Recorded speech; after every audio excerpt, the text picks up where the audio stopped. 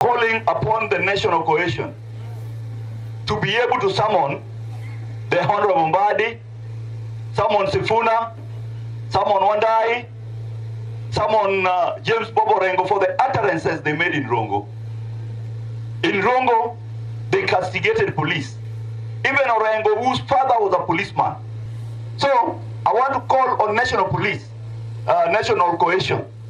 If you want the country to be peaceful, so that there's no fight in federals, there's no fight in the country, there's no tension in the country, you must redress these issues. And I want to ask those leaders. Dr. Raymond Omolo was given a job by the President of the Republic of Kenya. Probably it's Dr. Raymond Omolo and Owalu who are the only Luos, senior Luos in government.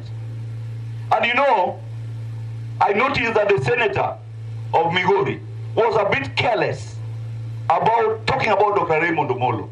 If our own son has been put at the nerve center of government, let us support him. Let us do what? Because I'm going to bring Raymond to game to support the development initiatives that I'm initiating for the people of Game. So I want to tell Raymond, don't be intimidated. You know, ODM, which is my party, they like selling fear. Let them not sell fear to you. I've refused that they cannot sell fear to me. And I've told them many times, I am going to be the Secretary General of ODM. I'm not moving anywhere.